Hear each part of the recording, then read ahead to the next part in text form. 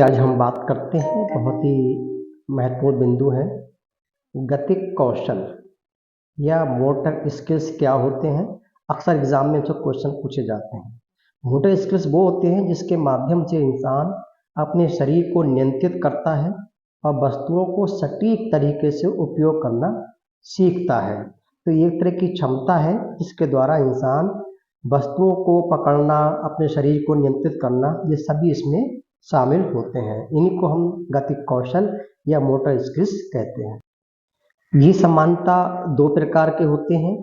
Number एक, स्थूल गतिक कौशल, इसको हम ग्रॉस मोटर स्किल्स कहते हैं। ग्रॉस मोटर स्किल्स क्या होते हैं? स्थूल का मतलब होता है बड़ी चीज, इसमें शरीर की बड़ी मांसपेशियां भाग लेती हैं, इस्तेमाल होती हैं। जैसे पैर है, हाथ है, धड़, इसका उपयोग होता है। जब बड़ी मांसपेशियां हो तब उसको हम स्थूल गतिक कौशल कहते हैं।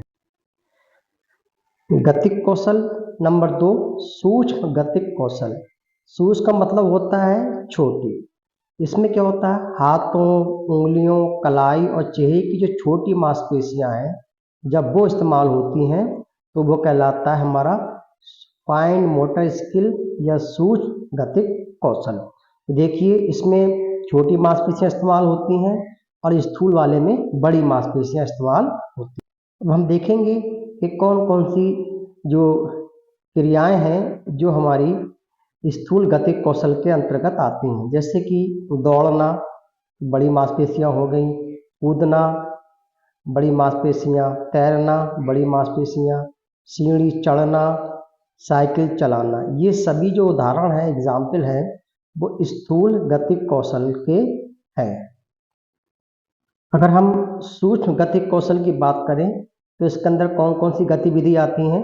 जैसे लिखना सूक्ष्म गतिक कौशल का उदाहरण है। चित्रकारी करना, जूते के फीते बांधना, कपड़े के बटन लगाना या कैंची चलाना, जितनी भी गतिविधि हैं ये फाइन मोटर स्किल के अंतर्गत आती हैं। ये उसके उदाहरण हैं। इन पर प्रश्न बनते हैं कि सूक्ष्म गतिक कौशल कौन कौन से हैं। आइए इस पे आधारित प्रश्न देखते हैं। प्रश्न एक देख रहे हैं, स्थूल गतिक कौशल और सूक्ष्म गतिक कौशल के बीच मुख्य अंतर क्या है? स्थूल गतिक कौशल में बड़े अंग शामिल होते हैं, जबकि सूक्ष्म गतिक कौशल में छोटी मांसपेशियां शामिल होती हैं। स्थूल गतिक कौशल केवल दिमाग से जुड़े होते हैं। सूक्ष्म गतिक कौशल पूरा शरीर में शामिल होता है।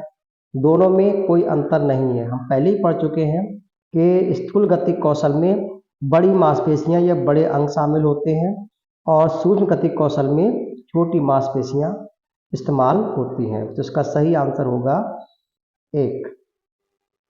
प्रश्न दो देख रहे हैं, बहुत महत्वपूर्ण है।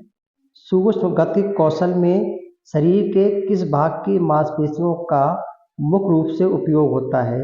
रीढ़ की हड्डी का, या हाथों उंगलियों की छोटी मांसपेशियों का, धड़ की मांसपेशियों का, पैरों की बड़ी मांसपेशियां?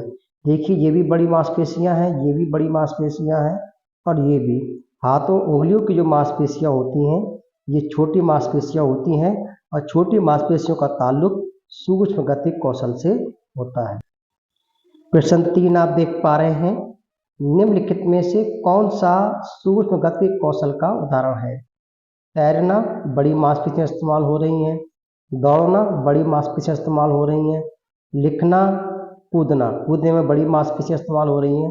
तो लिखने में छोटी मांसपेशियां इस्तेमाल होती हैं। इसका सही आंसर होगा लिखना। प्रश्न चार आप देख रहे हैं, सभी प्रश्न महत्वपूर्ण हैं।